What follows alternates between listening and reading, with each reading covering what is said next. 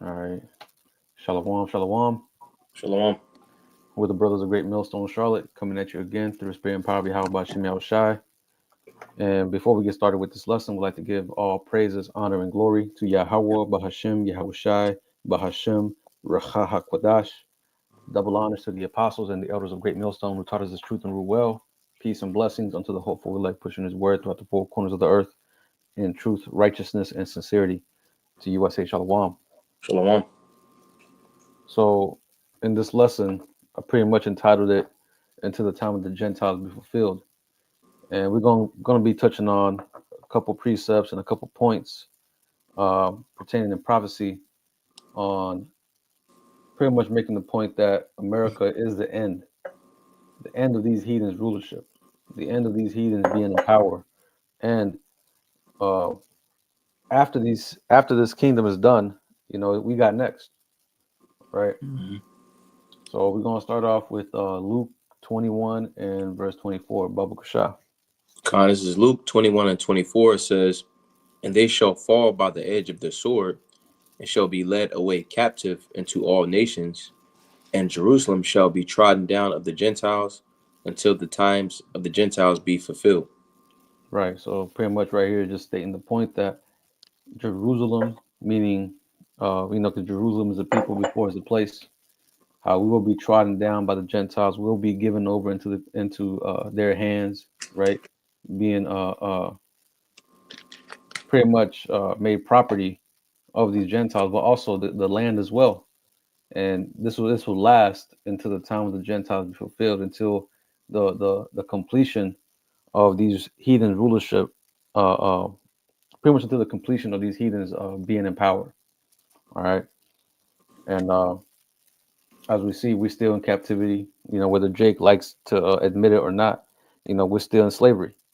That whole Juneteenth, being told that you were free, that was all a lie. You're not free. What I'm saying? You're still very much a slave. You still gotta pay taxes. You still gotta go to Esau for the want of all things. You still gotta get a license for everything that you do: fishing, owning a gun, driving. Right? If you want to go to a different state, or I mean to a different country, you gotta have a passport. So all this just shows that you're property, man. You're being owned. You're being monitored. Right? Mm-hmm. So there ain't nothing free about this place.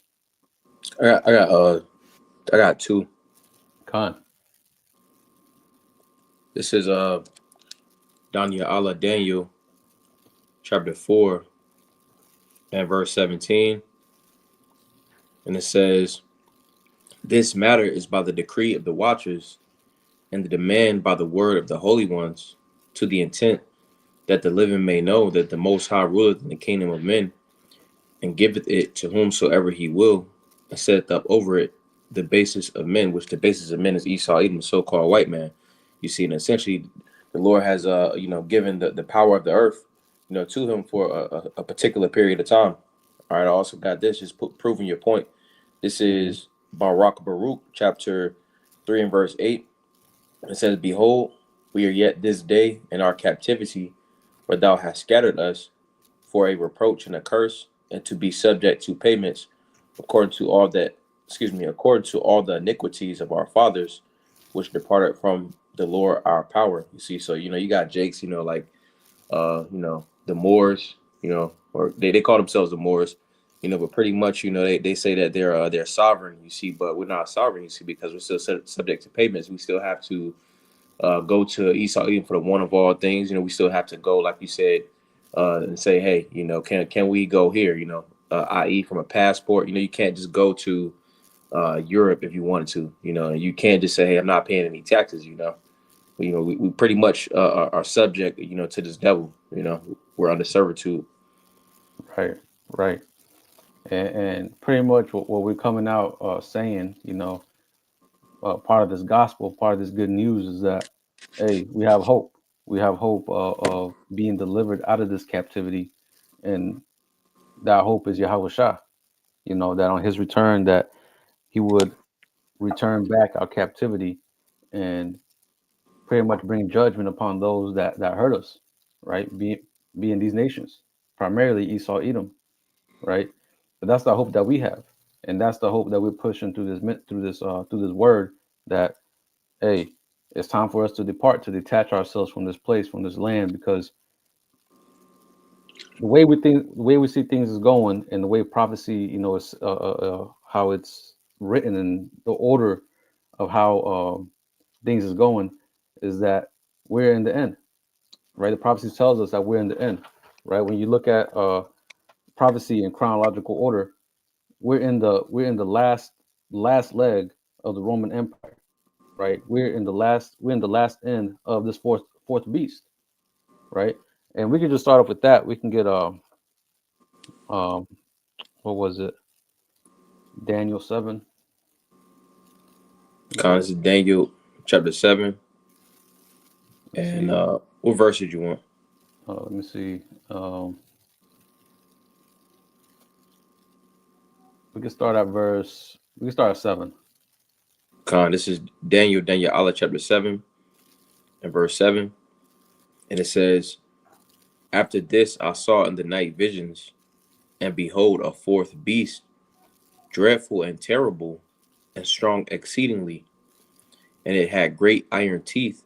It devoured and brake in pieces, and it and stamped the residue with the feet of it. And it was diverse from all the beasts that were before it, and it had 10 horns. Right. So this fourth beast, because when you're reading this whole chapter, is going into um, at first the first beast, going into the Assyrian Babylonian, and then the second beast going into the Medio Persians, the third beast being the Greeks, and then this fourth beast uh, being the Roman Empire, right?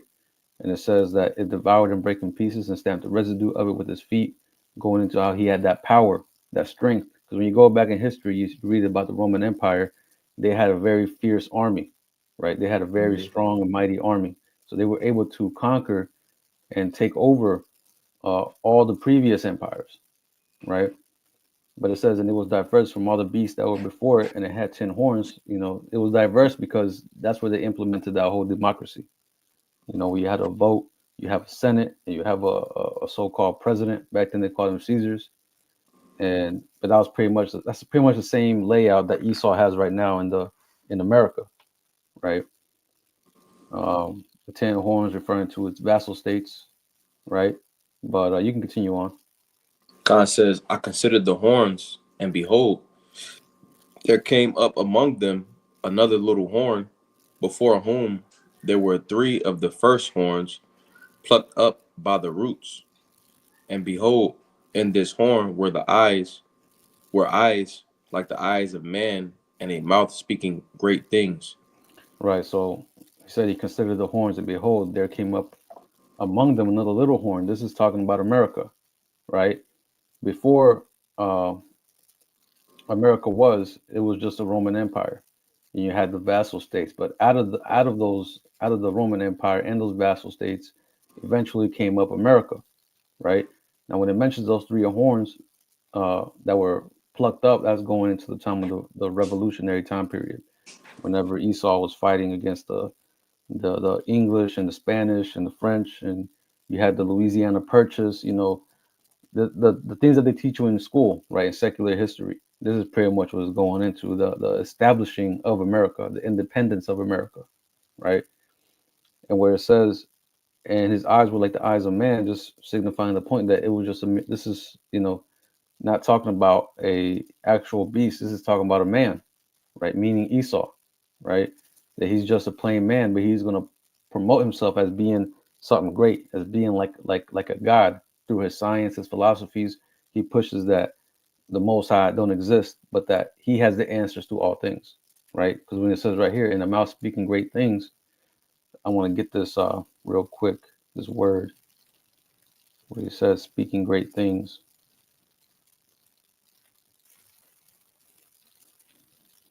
It says, hold on,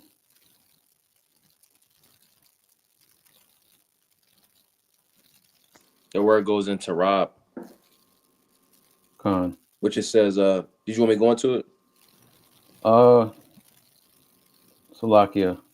Thought I might have clicked on the wrong thing before. Con. Hold on, let me see speaking.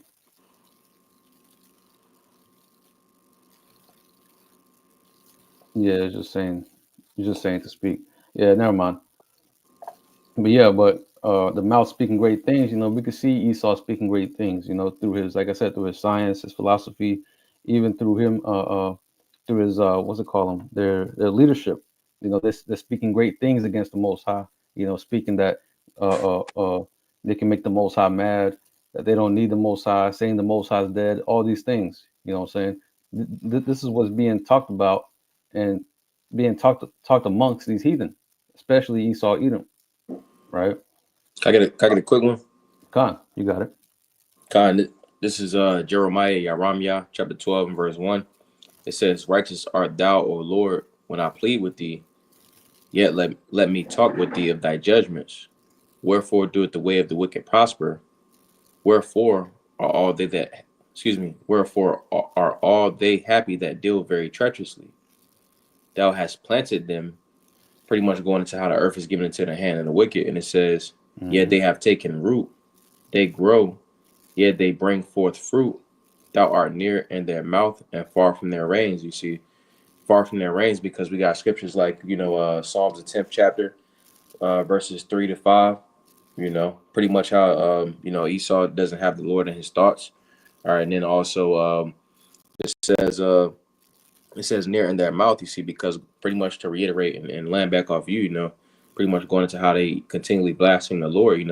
What they push in this society is things that are adverse to the scriptures, that it's adverse to how life is supposed to be ran. Mm-hmm. Khan. Yeah, we can go down to verse 9 on that, Daniel. Con. This is Daniel Allah chapter 7 and verse 9, and it says, "I beheld till the thrones were cast down, and the ancient of days did sit, whose garment was white as snow, and the hair of his head like the pure wool. His throne was like the fiery flame, and his wheels as burning fire." Right. So what is this talking about? This is talking about the Most High through His Son Yahweh Shai establishing His kingdom on the planet Earth. Because it says, "I beheld till the thrones were cast down." Who's the one that's going to cast down the thrones of these heathen? Yahweh Shai. Right. So it automatically goes down from the fourth beast to the kingdom being established. Right. So that just shows you that this last empire, America, is going to be the last empire on the planet Earth. Right. This is the end. This is it. Right. China, like you have vain thoughts of these heathens saying that, oh, China is gonna uh, uh, be the next superpower, or Russia is gonna be the next superpower. Right. All these other nations waiting in line, but they already had their chance. They already had the time to rule. Right. Now is the time for Yasha Allah to rule. Right. And that's pretty much what this is saying. That after this kingdom, America goes down, we got next. Right. And we can get that in Second Ezra's. Let me get it. Second Ezra's 6 and verse 9. Well, actually, before we get verse 9, let's read the bottom part. Baba Prashad, you mind reading verse starting at 56? Con, this second Ezra 6. That's second Ezra chapter 6. Yeah, 6 and 56. Con, this is second Ezra chapter 6 and verse 56, and it says, "As for the other people, which also come of Adam, thou hast said that they are nothing, but be like unto spittle, and has likened the abundance of them unto a drop that falleth from a vessel." Right, so the Most High views these heathen as being nothing, spittle, right? Says as a drop that falleth from a vessel, man. Like that's insignificant, man. A drop that falleth out of a bucket of water, that's insignificant. Spit. Well, what do you do with spit? You just you spit that shit out, man. And you don't even care about it, right? Mm-hmm. That's how the Most High views these heathen, man. But they have been put in positions of power because we fucked up. Us as a nation, the nation of Israel, we messed up, right? As the brother read earlier, right? That the Most High ruleth in the kingdom of men. Did you read that, or was it what was that precept? Daniel chapter 4 and verse 17. Right. See, so the Most High is in charge. He controls everything. So the Most High put this man in power, to punish us. But now we're seeing the tables turn. We're seeing this man starting to be put down, and Israel being raised up. Why? Because we are the apple of his eye. Like I said, Esau Edom is just been he served his purpose. There's still a little bit more for him to fulfill, but after that, that's it, man. You know, we continue reading though, unless you have something. La, verse 57. And now, O Lord, behold, these heathen, which have ever been reputed as nothing, have begun to be lords over us and to devour us. But we, thy people, whom thou hast called thy firstborn, thy only begotten, and thy fervent lover, are given into their hands. If the Right. So world, we were given into their hand. Right. It says, uh, they have begun to be lord over us and to devour us. Right. Again, just like I said, when you're reading Daniel's 9, the 11th chapter, so like Daniel chapter 9 and verse 11, it speaks about, that the curses are poured upon us because we fell off, because we transgressed against the Lord. Right. And that's one of the curses that we'll have a nation, a nation from afar off, right? As quick as the eagle flieth, right? Whose language we will not be able to understand. I think that's in Deuteronomy the 28th chapter, right? That they will come and pretty much subjugate us, right? They'll put a yoke of iron upon our necks till he have destroyed us, and that's exactly what happened, right? God precept. Khan. God is Lamentations chapter 5 and verse 7. And it says, our fathers have sinned and are not, and we have borne their iniquities, because again, in the scriptures, the scriptures deal with regeneration, so essentially we are our forefathers coming back, so essentially we're again placed in this position because we went off and sinned against the Lord. Verse Mm-hmm. 8, servants have ruled over us, are the heathen. There is none that doeth deliver us out of their hand. And just pretty much the point that I wanted to grab was, we're in captivity and the heathen are ruling over us because we sin. Khan. Mm-hmm. Khan. We can finish that out in Second Ezra 6. Second Ezra chapter 6 and verse 59. It says, if the world now be made for our sakes, why do we not possess an inheritance with the world? How long shall this endure? Right, and that's essentially the spirit that we're coming in. Like, man, how much longer is this gonna last, man? Like, hey, every brother wants the kingdom. Every brother is ready for this bitch to fall, right? So we're constantly saying, no, man, how much longer, man? Oh, even like year by year, right? We have our the yearly thing that the Apostle Hard does. We're like, man, hopefully this year will be the year this bitch goes down. And every year we're praying that, man. So that's the same spirit that Ezra is in. But the answer was given in verse 9. I mean, we can start at verse 7. Buffalo Shah. Second Ezra Con. 6:7. It says, then answered I and said, what shall be the parting asunder of the times, and when shall be the end of the first, and the beginning of it that followeth? Right. So what's the parting asunder of the times? When is the time going to change? Right. Go ahead. And he said unto me, from Abraham unto Isaac, when Jacob and Esau were born of him, Jacob's hand held first the hill of Esau. For Esau is the end of the world, and Jacob is the beginning of it that followeth. Right. So that's the answer, man. Once this man goes down, then it's going to be our turn. Like I said, these heathen had their turn. They had their turn. All these heathens have had their chance to rule. Shit, right now they're ruling right alongside Esau. Right. The scripture talks about it in Psalms the 83rd chapter. Right. How these heathen they pretty much were confederate one with another, so they all planned and created this big grand conspiracy to come up against us. and now they're ruling. They're in seats of power. They're in seats of authority. So whenever Yahweh Shai comes, that's what the scripture says. He's going to come and well, when you read in Daniel, it says to the thrones be taken down, right? Because you have a lot of people in positions of rule. These heathen are in positions of rulership right now. Everywhere Mhm. Jake is, you know, in whatever country, Jake is being oppressed by that current government, right? I got a quick one. This Con. is Ibadiah Obadiah chapter 1 and verse 15. It says, "For the day of the Lord is near upon all the heathen." Going back to Psalms the 83rd chapter. Psalms the second chapter. All the heathen pretty much came together. And had these different meetings to essentially see how they could continue to keep us in slavery and servitude. So it says, "For the day of the Lord is near upon all the heathen, because the Lord is going to judge the heathen." It says, "As thou hast done, it shall be done unto thee. Thy reward shall return upon thine own head. For as they have drunk upon my holy mountain, so shall all the heathen drink continually. Yet they shall drink, and they shall swallow down, and they shall be as though they had not been." So essentially they're gonna have to drink of that cup they don't want to drink from. They're gonna have to essentially go through that slavery. They're gonna have to go through being on the bottom, like how's rightfully supposed to be. I'm gonna get this as well real fast. This is Hmm. Thahalium Psalms chapter 75, and we'll get verse 8.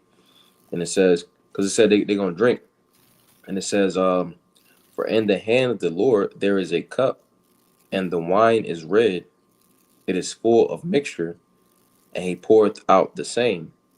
But the dregs thereof, all the wicked of the earth, shall wring them out and drink them." So essentially, yeah, everything that the wicked don't want to go through, the which includes, them being on the bottom, them being in servitude, us knowing who we are as a people, they're gonna have to go through that, you know. That's right.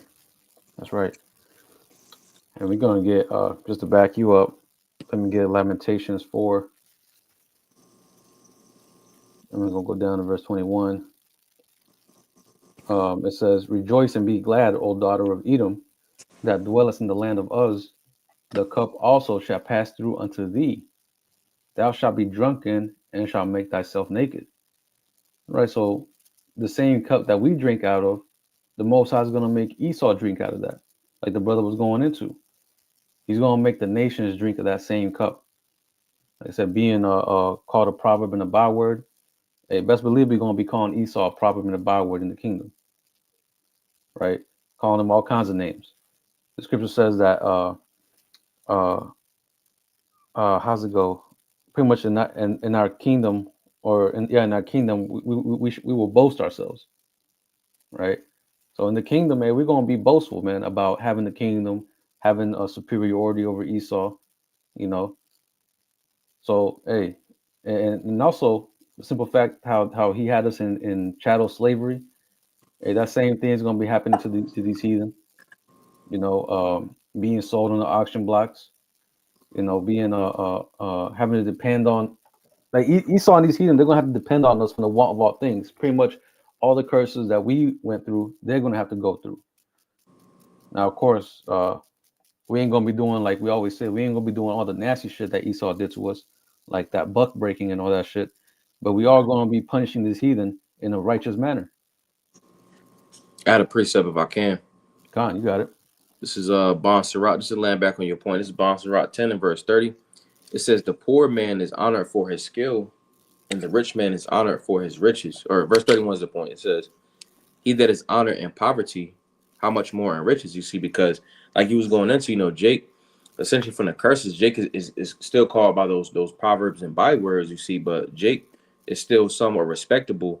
Jake is still, somewhat looked at, worldly, for some type of like worldly trends and stuff like that. Jake is still somewhat honored. And it Hmm. says, "He that is honored in poverty, how much more in riches? And he that is dishonorable in riches," Esau, everybody already hate Esau Edom. The Right, only reason they talk to him is to get that money. Hey, right. going back to the saying of the world, money talks. So it says, "And he that talks, excuse me, and he that is dishonorable in riches, how much more in poverty?" So like you was going into, Esau, Edom is going to be called by those sharp words, in the kingdom, you know, Hmm. That's and right. it's going to hurt much more, you see, because he's already hated and he's up, so when he's really down, he's really going to be down. Hmm. And, it's funny too because everybody knows that this man rules the world. Like, there's always jokes thrown at them how, especially these small hats, how they rule the world, how they're in control of all these things. But yet they try to twist the narrative as if they're the oppressed, they're the ones that are in poverty. When everybody knows, man, everybody knows what you do, man. You ain't slick, man. You ain't hidden no more. It's out in the open, man. All your laundry is out in the open, bro. The track record speaks for itself of everything that you're doing. So that's why everybody's starting to hate your ass. You're over here bombing people, or I would say so-called innocent people over there in Palestine, which we don't give a fuck what happens over there. But the point being is this man is out here doing all these bombing raids and uh, uh, uh, killing innocent or so-called innocent people, but yet you proclaiming to be the innocent. You're proclaiming to be the victim. You're proclaiming to be the righteous. But look what you're doing. That's why all these things don't come down upon you, man. Especially for touching the apple of the Lord's eye. All right. But I'm gonna finish this out in Lamentation 4:22. It says, "The punishment of thine iniquity is accomplished, O daughter of Zion." Right. So our captivity is up. We're at the end of our captivity. Right. It says, "He will no more carry thee away into captivity. He will visit thine iniquity, O daughter of Edom. He will discover thy sins." And that's what we're seeing. That skirt is being lifted up. All of Esau's iniquities, like I said, all his dirty laundry is being, aired out, man. Right? So he's going to visit you, Esau. Um, what was that scripture you sent to me in the chat, bro? Um, Chase Row, that's what it was. Let me find that real quick. Should be Isaiah 13 and 14. Yeah, Isaiah 13 and bear with me. I just started 14. It says, "And it shall be." Well, actually, I started 13. It says, "Therefore I will shake the heavens, and the earth shall remove out of her place in the wrath of Yahweh of hosts, in the day of his fierce anger. And it shall be as the chased roe, and as a sheep that no man taketh up. They shall every man turn to his own people, and flee every one into his own land." So Esau, Edom is going to be that chased roe, that sheep. America, period, is going to be that prey that the Most High is going to come down on, man. But it says, "Everyone that is found shall be thrust through, and everyone that is joined unto them shall fall by the sword." And that's mainly to you, 2/3, man. To you, Jakes, that still caught up in the world and still want to be buddy buddy with Esau, right? The scriptures say, "Though hand joineth hand, the wicked shall not go unpunished." You know, so you over here making yourself an ally to the enemy. You're essentially making yourself an enemy to the Lord. All right, but that this just goes to show you what's coming down the pipe to Esau, man. He's getting ready to be chased, pretty much destroyed. Right now, I want to go back and touching on how this place, well, pretty much touching on the fourth beast. All right, um, get Second Esdras 11 and 38. Baba Kushai, you mind reading this? 38 to God, 39. God says, "Hear thou, I will talk with thee, and the highest shall say unto thee, art not thou it that remainest of the four beasts, whom I made to reign in my world, that the end of their times might come through them?" You see, so this is the Most High saying, right? Art not thou it that remainest of the four beasts? Talking to America, right? This is the end. This is the last leg of that fourth beast. It says, "Whom I made to reign in my world," right? Because this is the Most High's world, right? But the earth, like the brother said in Job 9 and 24, right? The earth is given into the hands of the wicked, right? So the Most High gave the world over unto Esau. He let him, he permitted him rule or reign in his world, right? But at the end of his rule, it says that the end of their times might come through them. This is going to be the end for them. This is it. This is the end of the time of the Gentiles, right? So this just goes to show you, man, that we're at the end of this place, man. We're at the end of this thing. The kingdom of heaven is next. All right. And just to further back that up, we can get the book of Daniel, Daniel, the second chapter, and we'll start at verse. Let me see. We'll start at verse 31. Con. This is Daniel Allah chapter 2 and verse 31. And it says, Thou, O king, sawest and behold a great image. This great image, whose brightness was excellent, stood before thee, and the form thereof was terrible. And the image's head was of fine gold, his breast and his arms of silver, his belly and his thighs of brass, his legs of iron, his feet part of iron and part of clay. Thou sawest till that a stone was cut out without hands, which smote the image upon his feet that were of iron and clay, and break them to pieces. Mm-hmm. You can go ahead and finish it out 235, and then I'll break it down. Then was then was the iron, the clay, the brass, the silver, and the gold broken to pieces together, and became like the chaff of the summer threshing floors, and the wind carried them away, that no place was found for them. And the stone that smote the image became a great mountain, and filled the whole earth. Right. So this is the vision or the dream that one of the kings, the King Nebuchadnezzar, had, that eventually Daniel told him and interpreted to him. Right. But when you read down here, it says the interpretation, Babylon, the first kingdom. Right. So that head of gold is going into the Babylonian Empire.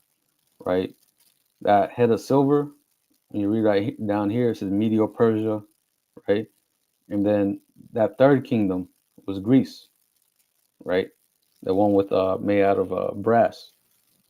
And then that fourth kingdom, right, is Rome, right? And we can start reading from here, 40 down to 44. Daniel chapter 2 and verse 40. And the fourth kingdom shall be strong as iron, for as much as iron breaketh in pieces, and subdueth all things, and as iron that breaketh all these, shall it break in pieces and bruise. And whereas thou sawest the feet and toes, part part of potter's clay, and part of iron, the kingdom shall be divided, but there shall be in it of the strength of the iron, for as much as thou sawest the iron mixed with the miry clay. Right. So this part iron and part clay, the feet and toes, this is going into the American Empire, right? And it says that this is connecting the feet and the toes, while he's here in the vision, is connected to the part that's iron, the legs that are of iron. This just shows you that this is a continuation of Rome. Okay, but it says that they were divided, right? Because there's a lot of division here in America. You had the Democrats, the Republicans. Pretty much on all fronts, America is polarized. Especially it being a whole cesspool of different, well, not cesspool, but a melting pot of Yeah. different cultures and people. It makes it even more divided. Come and get something real fast. Con. Because also another word for a melting pot. They call this place a melting pot. Let me get this word real fast. Hmm. This is the etymology of the word conglomerate, and it says gather into a ball or rounded mass. It says to roll together. So it says excuse me. It says to roll together, concentrate, heap up from assimilated form of calm with together, which the The con part is with, and then the glomerate pretty much goes into that collection or that ball. Pretty much going to how, like, you're going into that melting pot. It's a mixture. That's why this place is known as America Babylon the Great. It's a mixture of different philosophies and different lifestyles and stuff like that. You know, Hmm. Right. I'm gonna get And, this and as well if I can. Khan, you got it. Con, this is Habakkuk chapter 2 and verse 5, and it says, "Yeah, also because he transgresseth by wine, he is a proud man, neither keepeth at home, who enlargeth his desire as hell, and is his death, and cannot be satisfied, but gathereth unto him all nations, and heapeth unto him all people." Hey, again, going to that conglomeration, that melting pot, Babylon, Babel, pretty much everything is here in America, Babylon the Great. Hmm. And whenever you have like if you ran a business, right, but everybody's doing their own thing, ain't nothing gonna get done, right? Things ain't gonna function properly. But if everything is if everybody's in the same is on the same track, everybody's in the same like mind, you can give out orders and things will flow in a more smoother state. But with here in America, everything is like ain't nothing sticking together. That's why it says, part of iron and part clay. That clay is won't get mixed with that iron. It ain't gonna work. It ain't gonna function. Things is gonna be sliding off and moving and kind of like just be weak. It ain't gonna hold together, right? The scripture says, if Satan cast out Satan, how shall his kingdom stand? Right? And that's what you see. Here it is, you're in America, but you have everybody divided. How you gonna get things done? But we know Esau operates through order ab chaos. I mean, order out of chaos or order ab chaos, right? Where he has to have this type of chaos in order for him to be able to assert his authority and put in um, laws that are more strict and more harsh, right? As we're going to see here further down the line, he's going to start implementing, right? Them draconian measures, right?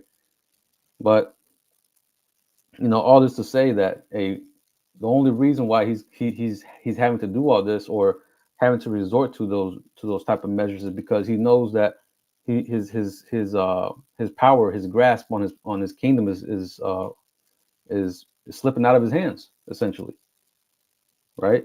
Because again, the end is here. The end of this Esau's empire is here, man. The end of these heathens being on top, being in positions of power. That's about to be a thing of the past, man. We ain't never gonna see these motherfuckers rule again. And as we see, man, these motherfuckers got to be taken out of rulership because just look at how they're governing everything. Look how everything is functioning under the direction of these heathen, primarily Esau. You have goddamn animals, like they say, so-called going extinct. You have pollutions in the water, pollution in the oceans, pollution in the air. You know, people dying from just suddenly out of nowhere, right? Calling them what they call it sudden death syndrome. Like that's just man, it's a lot of shit, man, that's going on because of this wicked ass rulership continuing to be in power. Like it says in the scriptures, if the Most High doesn't speed up the times, there shall no flesh be saved, and that's what it's coming down to because uh, Esau don't want pretty much people doing what they do, having the freedom and flying here and flying there, and what I'm saying. The top elite they call you regular Americans useless eaters, right? That's how they view y'all as being just sheep, a waste of space, right? So they're gonna come down and bring up these crazy laws and legislations in order to try to what they call it creative culling, pretty much to start cutting down the numbers of people, and that's what you saw during the first the demic, right? That's essentially what that was. But this is the mindset of the rulers right here that we're seeing, man. Wicked ass rulers, man, that destroy the people. They're not fit to be in positions of power, man. That's why this is going to be the last thing. This is going to be the last kingdom to of the heathen to set foot on earth, and then it's time for righteousness to set in, right? But we can continue on that, Daniel. We can read down to 44. This is Daniel chapter 2 and verse 42. And as the toes of the feet were part of iron and part of clay, so the kingdom shall be partly strong and partly broken. Hmm. And whereas thou sawest iron mixed with miry clay, they shall mingle themselves with the seed of men, but they shall not cleave one to another, even as iron is not mixed with clay. Right. They ain't going to cleave one to another. They ain't going to mix, man. It ain't. They're not going to be able to work together. Like I said, everything is so polarized here in America. Can't nobody get together and build, man. It's impossible. We can read down to 44 though. This is pretty much the point right here. Kind of says, and in the days of these kings shall the Most High of heaven set up a kingdom which shall never be destroyed, and the kingdom shall not be left to other people, but it shall break in pieces and consume all these kingdoms, and it shall stand forever. Right, and this is that stone that was cut, right? That came down and hit the feet. This is that kingdom, the kingdom of the Most High, right? The kingdom of heaven. That's what's going to be established right after America goes down, because we done established the point that America is that feet made of iron and part clay, right? So once this place goes down, hey, that's it. The kingdom of heaven's next. All right. But I just wanted to make those points because this further uh this further puts into our minds that hey, we're at the end of this thing, right? The kingdom of heaven is next. And we see how America is going, man. America's on its way out. I mean, there really can't be that much more black swan events and false flags and um, World War III threats or whatever until this place goes out, man. You have the MOTB just right around the corner. You have World War III, which some people are already saying that it's already popping off. But hey, we understand that things is gonna go in the way that the Most High said it was gonna go, and that's what we're seeing, right? We're seeing prophecy speaking, right? You have anything else, Ak? Con. This is Isaiah chapter 19 and verse 1. And it says, the burden of Egypt, behold, the Lord rideth upon a swift cloud and shall come into Egypt, which Egypt, represents, America, Egypt 2.0. And it says, the idols of Egypt shall be moved at his presence. All right. And, a lot of, when you look at ancient Egypt, the Lord touched those idols back then, so in this present day Egypt, essentially these idols, are going to be touched as well, you know. And it Mm-hmm. says, and the idols of Egypt shall be moved at his presence. All the idols that everybody, in America, Babylon the Great, and trust in, those things are going to be found to be, not trustworthy at all, And it says, and the idols of Egypt shall be moved at his presence, and the heart of Egypt shall melt in the midst of it. Because pretty much what allows America to thrive, they pretty much thrive, like you said, off of that disorder, you know, Mm-hmm. that disorder, and then also, everything, it says, and the heart of Egypt shall melt in the midst of it. Everything that once made America Babylon the Great. All right, essentially, it's not going to work how it once used to. We got examples of that. Like with the military, nobody wants to follow after that American dream anymore. Pretty much going to the heart of Egypt. Melting. It Mm-hmm. says, and I will set the Egyptians against the Egyptians, and they shall fight every one against his brother, and every one against his neighbor, city against city, and kingdom against kingdom. It's pretty much infighting, civil unrest. Pretty much everybody's against each other because that's essentially how it's set up right now. Anyway, so the end result of that is going to be civil wars. Civil unrest.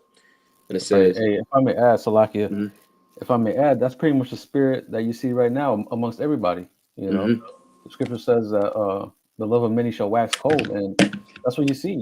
Everybody just waiting to crash out, man. just waiting, just Mhm. needing a reason to like I said, just people just need a reason to crash out, and that's what we see amongst these people, man. Just any reason to let them just go over the edge. Everybody's already on edge. They just need that one little push to set them to push them over that edge, man. Mhm. And it says, "And the spirit of Egypt shall fail in the midst thereof," pretty much going into the mana, that essentially that's in this place. And it says, "And the spirit of Egypt shall fail in the midst thereof, and I will destroy the counsel thereof, and they shall, excuse me, and they shall seek to the idols and to the charmers, and to them that have familiar spirits, and to the wizards." You see, because ultimately Esau Edom sees that this place is infrastructure, or the power structure of this place is falling. You see, so he's trying to consult, with those left hand spirits. You see, but they're not working with him like they used to. You Hmm. see, but essentially going to the point that they're trying to get counsel. That's why essentially it's a lot of mass distractions going on. That's why you mentioned the point that it's only but so many black swan events you can bring up, and then also that, but then also like what keeps America going. You see, because right now prophecy is what's happening. All right, prophecy. The bus is always going to roll. You see, but what are the minds of these American people on? Folly. So they're looking at Right, the football games, the basketball games. That's no longer working anymore. People don't are no longer into stuff like that. So Esau has to come up with these different, sporting events. That's why we see things like slap boxing. All right, we see things like pillow fights and stuff like that. That's essentially serves as an example of them consulting with those familiar spirits and wizards. Because essentially they have to come up with different distractions. To keep the right, people's mind off of prophecy. right. That folly is becoming more and more ridiculous.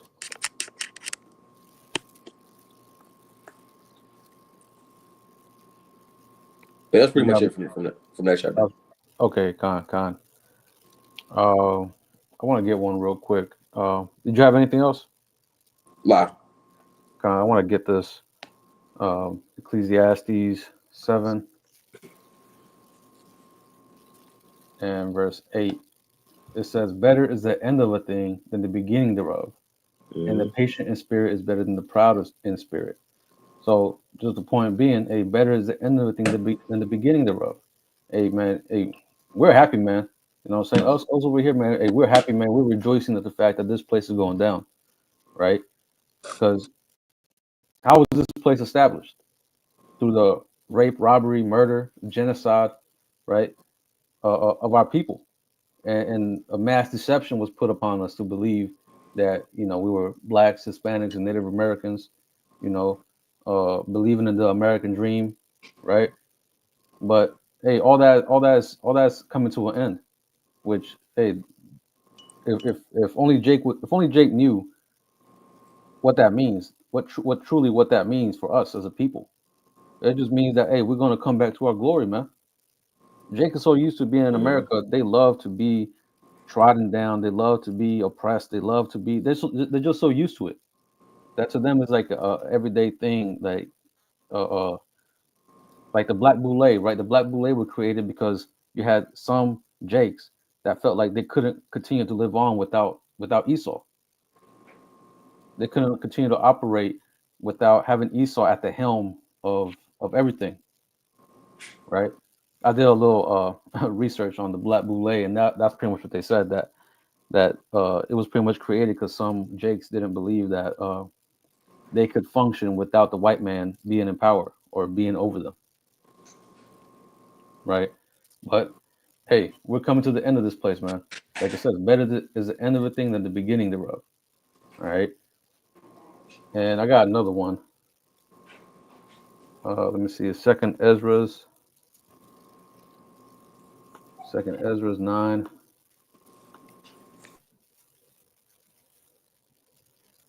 Salakia. Second Ezra's 9 and verse 5. It says, "For like as all that is made in the world hath a beginning and the end is manifest." Right. So America ain't no different than any other kingdom. America had a beginning. Now, hey, we're seeing that it's at its end, right? Everything that has a beginning has an end. The Babylonians had a beginning. They ended up having an end. The Romans, right? Even though this is Rome 2.0, we're seeing that this is finally going to be the end of this place, right? And I have a article, quick article. I know brothers have seen this before, but I figured it'll be a good article to put into this video. But it's from creators.com. It says the average empire survives for 250 years. Is America at death's door? And pretty much that's true. The average empire only lasts for 250 years. And I believe America is what, 247, 48, something like that. So, hey, America's out of here. America's out of here, man. This is the last couple years for America, Lord willing, because I can't see this place going any longer than 10 years. But reading a little bit into this, it says studies show that an empire survives an average of mere 250 years. Did you know that? To put that into context, the world's oldest person recently died at 124 years old. She lived nearly half as long as most empires do. Most Americans are unaware of the small but crucial statistic, which may suggest much about our country's future. It is past time for Americans to confront the painful reality that our time as a world superpower may be limited. Right, and that's one of the bounds, right? The scriptures talk about how he set bounds that he cannot pass. This is one of those bounds, right? That certain time limit, right? Esau was given a short time span to rule, right? Now it says it is past time for Americans to confront the painful reality that our time as a world superpower may be limited. That's right. They're coming at an end, right? And all the signs show that this place is coming to an end. Just like Rome, hey, this place is going out similar to that, right? You had inflation, you had immigrants pouring in, you had what else was it? You had talks of famines, you had civil unrest. All these things we're seeing all that in America, right? But it says, and it is time to explore how to slow down what frankly is inevitable at some point. So it's telling you this is inevitable, right? It's inevitable that America will go down. The United States will go down. But it says that the United States global domination will not persist indefinitely, right? Hey, Baba Kushad, you might get in that precept where it says uh, their houses shall continue forever. Con, I had some after that too. Okay, Khan. This is Psalms. Hold on. This is Psalms chapter 49 and verse 11. And it says,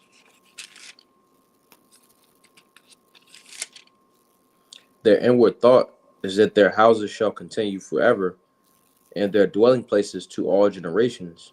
They call their lands after their own names. Right, and that's the mindset of these heathen, mainly Esau over here in America. They really do believe that America has the best military. Ain't nothing bad ever going to happen. Ain't no one going to be able to touch them. America's going to last throughout the ages. But that's not true, man. Con, I'm pretty sure the Babylonians thought the same thing. I'm pretty sure the Medo-Persians thought the same thing. The Greeks, the Romans, they all thought the same thing, that they would never go down. But what happened, right? And the same thing is happening here in America. Nobody believes that America is going to be taken down. Hey, but Yahweh Shah is going to come and disappoint all y'all. You got Con. it, And bro. it says that the United States global domination will not persist indefinitely. Pretty much, going back to this right here, this is Job Ayawab chapter 14 and verse 5. It says, seeing his days are determined, the number of his months are with thee. Thou hast appointed his bounds that he cannot pass. Pretty much, going into how, this kingdom is numbered. Just going into the top of the article. It's like what year 248 for America. So essentially Hmm. they have bounds. They have a certain amount of time that the Lord has allotted. For them to rule. I also got this right here. This is Isaiah chapter 13 and verse 1, pretty much just going into where it says, this may be difficult to grasp and accept, but it Mm, has never been true for any civilization in the past, and it will never be true for any society in the future. Well, it'll be true for us, right. but pretty much going into it says this may be difficult to grasp and accept. It's going to be very difficult to grasp and accept. A hard pill to swallow. Right. I got this real fast. This is Yashaya Isaiah chapter 13 and verse 1. It says the burden of Egypt, which Isaiah the son of Amos did see, which that word burden goes into something, very, like you said, something that's it's a load, it's a burden, it's something that you got to carry, something that it's a hard pill to swallow, Hmm. but hey, it is what it is. Yeah, yeah. Hey, they're gonna come face to face with that reality soon anyway. So, like, like, like, like we always say, hey, you're either gonna get down or you're gonna lay down. Hmm. But that's pretty much it on this article. That's pretty much the point I wanted to get. Um, let me see. We can get Isaiah, Isaiah 41, and we can start at the top. Chapter 41. Oh, Salakia 14. My bad. God, this is Isaiah chapter 14 and verse 1. It says, for the Lord will have mercy on Jacob and will yet choose Israel and set them in their own land, and the strangers shall be joined with them. They shall cleave to the house of Jacob, Right. So Israel's gonna be saved. Right. Those strangers being those Israelite foreigners. Right. Go ahead. and the people shall take them and bring them to their place, and the house of Israel shall possess them in the land of the Lord for servants and handmaids, and they shall take them captives, whose captives they were, and they shall rule over their oppressors. Right. So this is what's coming. Right. In the kingdom, this is what you're prepared to see. The roles are about to be reversed. Right. It says, "And they shall take them captives, whose captives they were, and they shall rule over their oppressors." Right. There's another precept in the book of Psalms where it says, "They shall bind their chains and they shall bind their kings in fetters of iron." Let me find that real quick because that's what's coming, man. All your kings, all your rulers, your presidents, the damn Rockefellers, the Rothschilds, all of them are going to be in fetters of iron.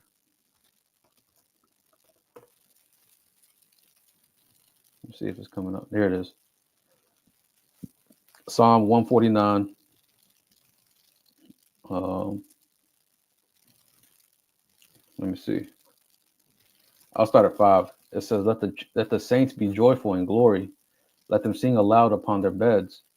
Let the high praises of the Most High be in their mouth, and a two-edged sword in their hand, to execute vengeance upon the heathen and punishments upon the people.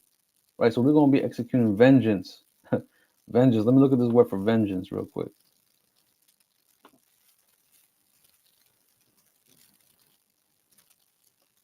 It's what's the word, Baba Shah? Not can't even pronounce that. But pretty much vengeance. It says um, avengement, whether the act or the passion, avenge, revenge. Right. So it says. I think that's the point. Vengeance, revenge, um, vengeance for slaughter. Right. Isn't that what Esau did? You know, especially to the tribe of Gad. Man, he slaughtered them. It says vengeance for his temple. Hey, yeah, vengeance for his temple. Who's the temple? Yasha Allah, right? Mhm. His remnant. Um, let me see. That was pretty much it. Yeah, the desire of vengeance. So hey, we're gonna be, pretty much it's payback time. It's pretty much what it is, right? But it says to execute vengeance upon the heathen and punishments upon the people, to bind their kings with chains and their nobles with fetters of iron. That's what's gonna happen, man. They're gonna be chained up, they're gonna be shackled up, and they're gonna be put to work, right? But it says to execute upon them the judgment written, This honor have all his saints praise ye Yahweh. Right, and that's the honor, man. That's the honor we're going to be having. All Israel is going to be whooping ass, man, in the kingdom. Mhm. We're all going to have that authority to, well, pretty much, hey, y'all gonna be our property, so we're gonna do we're gonna do whatever we want to our property, right? So that's pretty much it. Actually, I got one more. Romans 13 and verse 11, right? Just um, bringing everything back. Romans 13 and verse 11, it says, "And that knowing the time, that now it is high time to wake out of sleep, for now is our salvation nearer than when we believed." You see, so seeing that the prophets are out here, right? The scriptures talk about it, how there shall no sign be given unto them but the sign of the prophet Jonas. So the prophets are out here. That alone is a sign that we're at the end. But also us breaking down the precepts and showing how this is the end. Hey, this should click into Jake's minds that, hey, we ain't got much time here, man. We're seeing how America's going. We know that America's going to be destroyed by thermonuclear destruction. Hey, now it's time to wake up out of that sleep, man. It ain't time to be taking naps, man. It ain't time to be, out here snoring, man. You gotta wake up and see what the fuck is going on around you, right? Salvation is nearer than we believe. Salvation is almost here. What Jake has been wanting and begging for, right? Peace and justice, all that is coming. But hey, you gotta snap out of that deep sleep, man, that you've been put under, and know that, hey, Yahweh Shai is coming, and to bring that peace, to bring that justice, man.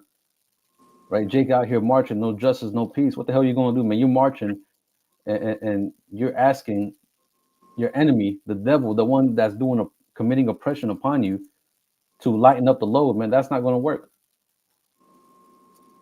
right? The answer is to return back to Yahweh Bashim Yahweh Shai and wait patiently for his arrival.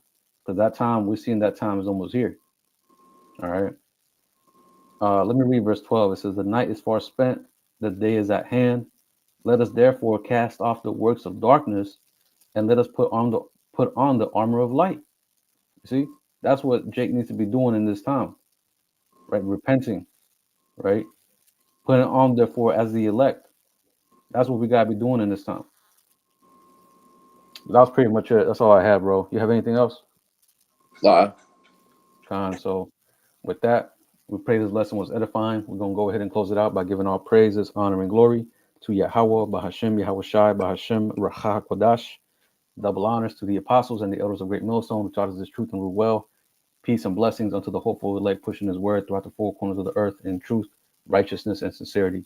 Until the next time, we're going to say Shalom. shalom.